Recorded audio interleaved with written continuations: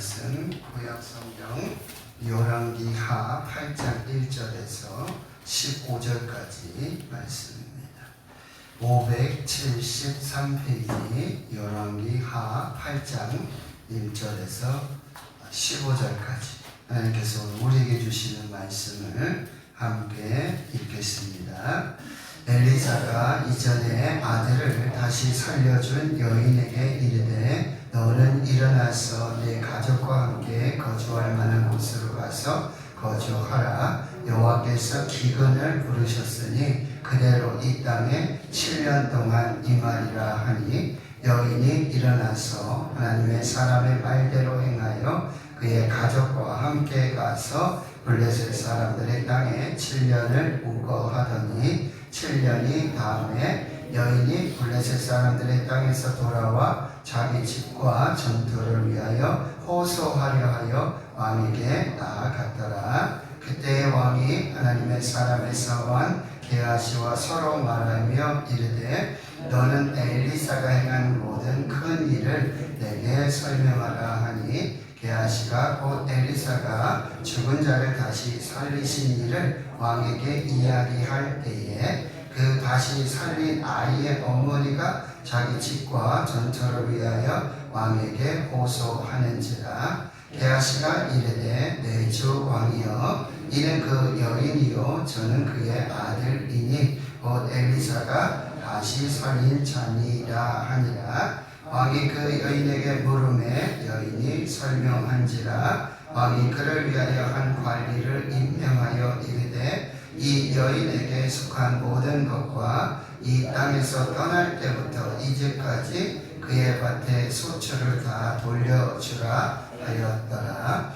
엘리사가 다메섹에 갔을 때에 아람 왕 베나다시 병들었더니 왕에게 들리기를 이르되 하나님의 사람이 여기 이르렀나이다 하니 왕이 하사엘에게 이르되 너는 손에 예물을 가지고 가서 하나님의 사람을 맞이하고 내가 이 병에서 살아나겠는지 그를 통하여 여호와께 물으라. 하사엘이 그를 맞이하러 갈새 다메섹의 모든 좋은 물품으로 예물을 삼아 가지고 낙타 40마리에 싣고 나아가서 그의 앞에 서서 이르되 당신의 아들 아람 왕 베나다시 나를 당신에게 보내 이르되 나의 이 병이 낫겠나이까 하더이다 하니 엘리사가 이르되 너는 가서 그에게 말하기를 왕이 반드시 나으리라 하라. 그러나 여호와께서 그가 반드시 죽으리라고 내게 알게 하셨느니라 하고 하나님의 사람이 그를 부끄러워하기까지 그의 얼굴을 쏘아보다가 우니 하사엘이 이르되 내 주여 어찌하여 우시나이까 하는지라. 대답하되 내가 이스라엘 자손에게 행할 모든 악을 내가 알미라. 내가 그들의 성에 불을 지르며 장정을 칼로 죽이며 어린아이를 맺히며 알된 부녀를 가리라 하니 하사엘이 이르되 당신의 개같은 종이 무엇이기에 이런 큰 일을 행하리오리까 하더라.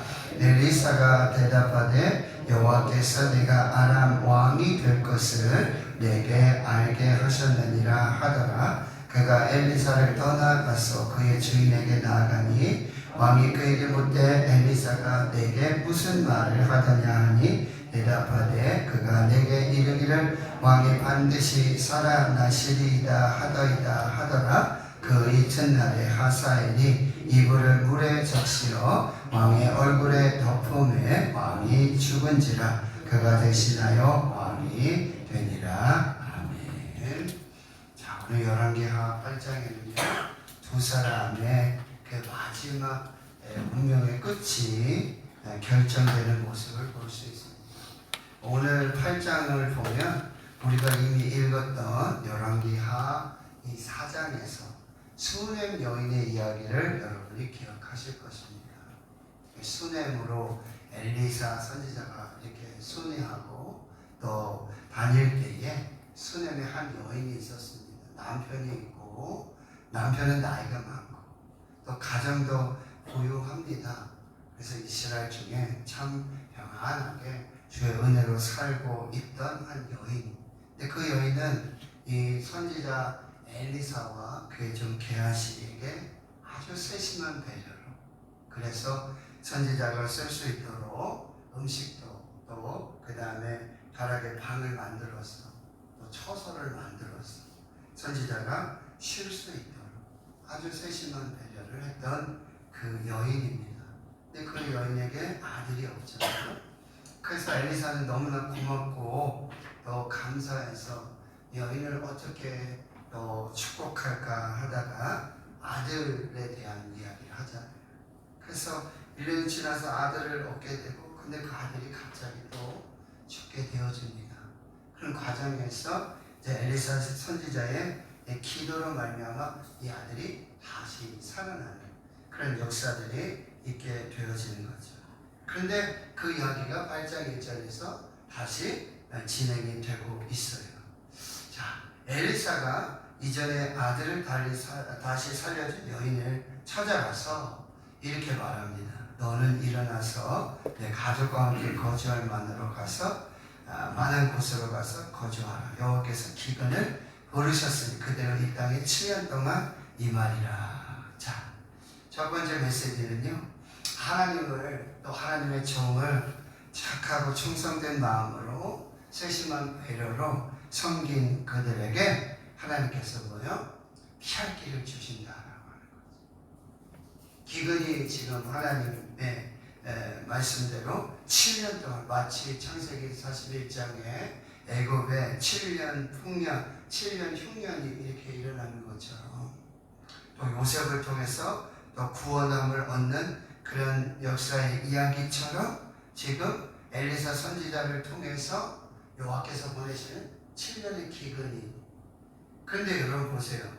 엘리사가 이렇게 하나님의 사람을 찾아가서 그렇게 충성되고 착한 하나님의 사람을 찾아가서 지금 피할 길을 이야기해 주고 있다라고 하는 거죠. 하나님 앞에 정말 하나님 아버지께서는 이 성도가 환난을 당할 때 피할 길을 주신다. 방법을 주신다. 예비해 주신다라고 하는 거예요. 돌봐주시고 인도해 주시고 함께해 주시는 역사를 이루어 주신다는. 그런데 여러분 2절에 보세요. 여인이 일어나서 하나님의 사람의 말대로 행하여 그의 가족과 함께 가서 블레셋 사람들의 땅에 7년을 묵어하더니. 여러분, 그럼 그 하나님의 피할 길의 역사는 지금 보세요. 이스라엘에서 블레셋, 적의 나라이잖아요. 그 해안 지역에 있기 때문에 물론 좀 풍부한 어떤 그런 식량이라든지 양식이 있을 수 있어요. 근데 그곳으로 가기가 그렇게 쉽지는 않잖아요. 이민을 가는 것이고 자신의 어떤 삶의 터전을 떠나는 것인데, 그런데 여러분, 하나님의 예비하신 피할 길, 인도하시는 그런 하나님의 은혜 길은 반드시 믿음의 순종으로 이루어진다는 거예요. 하나님이 그렇게 길을 예비하시고 하나님이 그렇게 선지자를 보내서 하나님께서 인도하실 때에 여호와의 말씀대로 하나님의 사람의 말대로 행하는 이 믿음과 순종이 있을 때 그것이 하나님의 은혜로 완성되어진다는 거예요. 하나님이 아브라함에게 본토 친척 아버지의 집을 떠나 내가 네게 지시할 땅으로 가라. 그 여호와의 말씀을 따라 순종했을 때 그때 하나님의 피할 길, 하나님의 도움과 하나님의 인도와 하나님의 공급, 하나님의 돌봄이. 그래서 이스라엘 전체에 여러분 엘리야 선지자 때는 3년 기근이었잖아요. 3년 6개월의 기근. 그 배에 갑절에 그 기근이에요. 하나님께서 정말 이스라엘의 죄악과 불신한 우상에 대한 하나님의 심판이요. 그때 하나님께서 피할 길을 주시고 믿음으로 순종하는 자에게 하나님께서 이 일들을 이루어 주신다라고 하는 거죠. 7년을 무고합니다. 나그네요 여행자라는 사실이죠. 근데 3절에 7년이 다하고 여인이 블레셋 사람들의 땅에서 돌아옵니다. 하나님의 말씀에 순종했어요. 하나님의 말씀대로 충성했어요. 근데 그들에게 남은 게 뭐죠? 자기가 가지고 있던 집도 전토도 여러분 이걸 다 빼앗긴 7년 동안 집이 비니까 농사도 짓지 못하고 하니까 이 땅과 집이 다 당시에는 이제 국가로 귀속되는 경우도 많이 있다는 거죠. 나중에 이제 왕을 찾아가서 이야기를 하잖아요. 여러분 하나님 말씀에 순종했는데 충성했는데 7년 어떻게 살았지만 보러 왔는데 집도 없어요. 천토도 없어요. 근데 하나님이 여러분 어떻게 행하시는지 한번 보시도록 합니다. 자, 집과 전투를 위하여 호소하려 하여 왕에게 나아가는데 여러분 4절과 5절의 말씀을 보면 그때에 왕이 하나님의 사람 사환 게하시를 부릅니다. 게하시와 이야기를 하는데 엘리사가 행한 모든 큰 일을 자기한테 얘기하라는 거예요. 여러분 근데 이때 왜 왕이 하나님의 사람 게하시를 불렀는지 왜 이때인지 왜 이 상황인지 알 수가 없다는 거예요. 그런데 5절에 보니까 게하시가 곧 엘리사가 죽은 자를 살리신 뒤 이 수넴 여인의 아들을 다시 살리신 이야기를 하게 되는데 그 다시 살린 아이의 어머니가 자기 집과 전투를 위하여 왕에게 호소할 때 바로 그때 이 왕과 하나님의 사람 사환 게하시가 이 엘리사가 행한 일 죽은 자를 다시 살리신 이 이야기를 하고 그 장본인이 들어오는 거예요. 내 주 왕이요 바로 저 여인입니다. 저 아들입니다. 엘리사가 죽은 자를 살리신 그 사람의 이야기가 바로 이 집 이야기입니다. 이 여인의 이야기고 이 아들의 이야기고요. 그런 6절에 왕이 그 여인에게 부르면 여인이 설명을 하게 되어진 거죠. 그런데 이 왕은 누구예요? 여호람 왕, 아합의 아들. 하나님 믿지 않는 불신하게 그리고 엘리사를 죽이려고 했던 사람 아니에요? 어떻게 이런 일이 일어났냐 이거죠. 에스더 6장에 보면 여러분 하만이 유대인과 모르드게 에스더 다 죽이려고 하는 그런 음모가 일어나고 있잖아요. 근데 왕이 그날 밤에 잠을 자야 되는데 잠이 안 와요. 그래서 왕의 역대 지략을 갖다 읽도록 해요. 근데 마침 읽는 이야기가 뭐죠?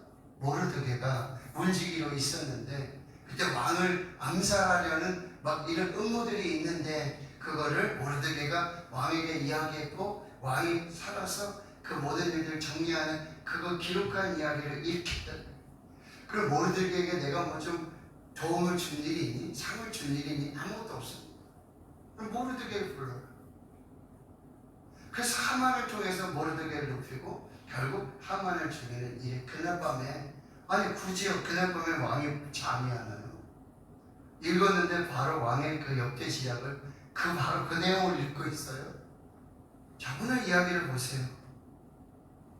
여호람 왕이 하나님의 사람 게하시를 불렀는데 엘리야의 모든 큰일 다 얘기해라. 근데 마침 이 여인의 이야기 죽은 자를 살리신 이 이야기를 하는데 그 여인이 마침 들어와요.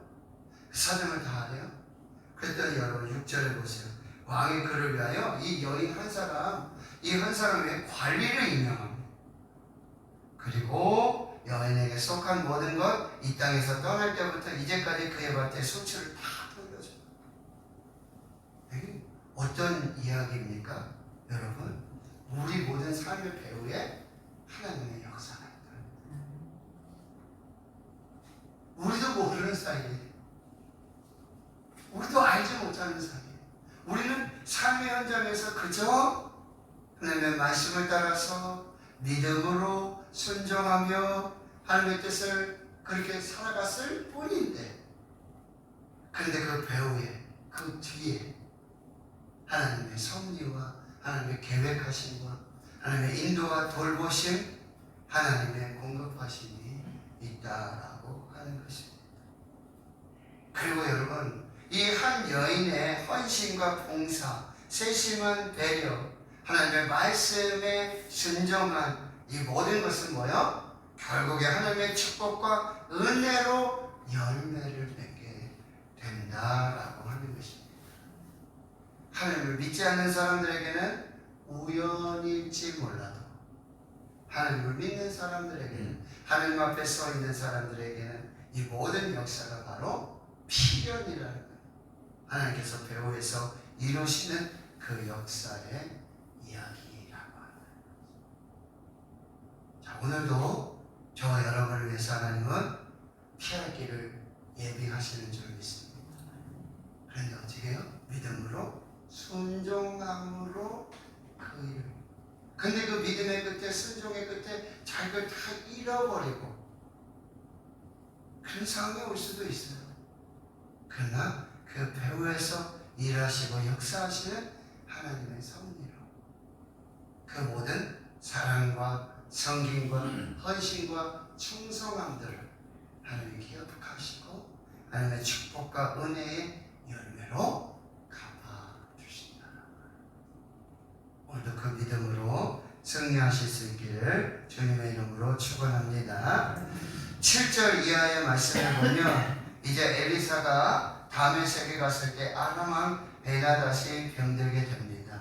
정말 아람의 왕 이 베나닷은 이스라엘을 포위하고 아주 이스라엘을 힘들게 했던 그 왕인데요. 병이 들어요. 근데 그곳에 마침 엘리사가 가게 되는데 왕에게 들리게 되는데 하나님의 사람이 여기 이르렀다라는 소식이 들리게 되고 왕은 이제 충성된 이 부하죠 하사엘을 불러서 손에 예물을 가지고 하나님의 사람을 맞이하고 내가 이 병에서 살아나겠는지 그를 통하여 여호와께 물으라. 그런데 여러분 여기 보면은 이스라엘의 아하시아 왕이 있었잖아요. 아합의 아들 아하시아 난간에 떨어져 발에 병이 들었어요. 그런데 여러분 에그론의 신 바알세부 파리의 왕 그 대왕에 가서 이 병이 낫겠는지 물어보는 그 불신앙의 모습이 있었잖아요. 그런데 이 이방인 아람의 왕 베나닷은 하나님의 사람을 알아보고 바로 그렇게 질문하고 있다라고 하는 완전히 다르죠. 9절에 보면 하사엘이 이제 엘리사를 맞이하려고 다메섹의 모든 좋은 물품으로 예물을 가지고 낙타 40마리 예물이 얼마나 많은지 그렇게 낙타 40마리에 싣고 이제 엘리사 앞에 가게 되고 이렇게 겸손하게 말합니다. 당신의 아들 아람 왕 베나닷이 나를 당신에게 보내 이르되 나 이 병이 낫겠나이까 라고 물으러 왔다라는 거죠. 여러분 때로는 우리의 고난, 질병 이것이 바로 우리의 교만을 꺾는 하나님의 좋은 방편이 될 수 있다. 이 아람 왕 베나닷 이방인이잖아요. 하나님 알지 못하잖아요. 그런데 그에게 이 병이 들었을 때 이 일들이 바로 하나님 앞으로 나아가게 하고 하나님 앞에 겸손하게 하는 그의 교만을 꺾는 그런 하나님의 역사로 작용하고 있다라고. 때로는 여러분 우리에게 질병이 올 수 있고 때로는 우리에게 어떤 실패라든지 때로는 고난이나 환난의 이야기들이 상황들이 일어날 수 있어요. 근데 그것이 바로 나를 하나님께로 나아가게 하고 하나님을 찾게 하고 하나님의 은혜를 받게 하는 놀라운 축복의 통로가 될 수 있다라고 하는 거. 나를 낮추시고 겸손하게 하시는 하나님의 도구가 될 수 있다는 거. 자 10절에 이제 엘리사 선지자가 이 하사엘에게 이렇게 말합니다. 두 가지 예언을 해줘요. 뭐죠? 왕이 반드시 나을 것이다. 질병에서 나을 것이고 그러나 여호와께서 그가 반드시 죽으리라고 내게 알게 하셨느니라. 여러분 이 말은요 두 가지 의미. 첫째 이 아람의 왕 베나닷은 병으로는 죽지 않는다는 거예요. 병에서 구원받는다. 그런데 이제 그 외에 다른 일로 죽게 될 것이다. 근데 이 이야기가 무슨 얘기인 줄 아세요? 열왕기상 19장에 여러분 보시면은 그때 엘리야 선지자가 갈멜산에 이 영적 전쟁을 하고 나서는 이세벨이 내가 엘리야를 죽이겠다라는 말 들고는 이 이스라엘에서 갈멜산에서 이 남쪽 부엘세바 그리고 거기 서반을 두고 이 광야로 들어가서 로뎀나무 안에서 죽기를 각오하잖아요. 죽여달라고. 근데 하나님께서 그를 호렙으로 부르셔서 40주 야를 걸어서 호렙에 가서 그리고 그 동굴 속에 있을 때 하나님께서 세미의 음성으로 하신 말씀이 있어요. 네가 어찌 여기 있느냐. 다 죽었으면 하나님의 선지자 다 죽었고 나만 남았습니다. 그럴 때 하나님이 7천의 하나님의 사람이 예배에 두었다라는 말씀을 하시고 여러분 세 가지 사명을 주세요. 뭐냐면 이 엘리사에게 기름을 붓고 그리고 아람에 가서 다메섹에 가서 이 하사엘에게 기름을 부어서 왕으로 삼고 그리고 또 한 가지는 뭐였죠? 바로 임시 아들 예후 이 이스라엘 북이스라엘에 이 여호람 왕이 죽고 그 다음에 예후가 왕이 되는 이 세 가지 사명을 주었는데 엘리야는 죽었어요. 그리고 엘리야는 그 시대에 가서 다메섹에 간 적도 없고 이 하사엘을 만난 적도 없어요. 근데 그 이야기가 누구를 통해서? 엘리야의 종 이 엘리사를 통해서 지금 이루어지고 있다라는 얘기예요. 하나님의 사람이 죽었어요. 그런데 하나님의 일의 역사는 계속해서 지금 일어나고 있다라는 말씀이에요. 하나님의 말씀이 하나도 땅에 떨어지지 않냐고 하나님이 말씀하신 그대로 이루어지고 있다는 거예요. 역사가 바뀌고 있어요. 나라가 바뀌고 왕들이 바뀌고 그렇죠? 이 모든 사람들이 바뀌고 사람이 바뀌고 있어요.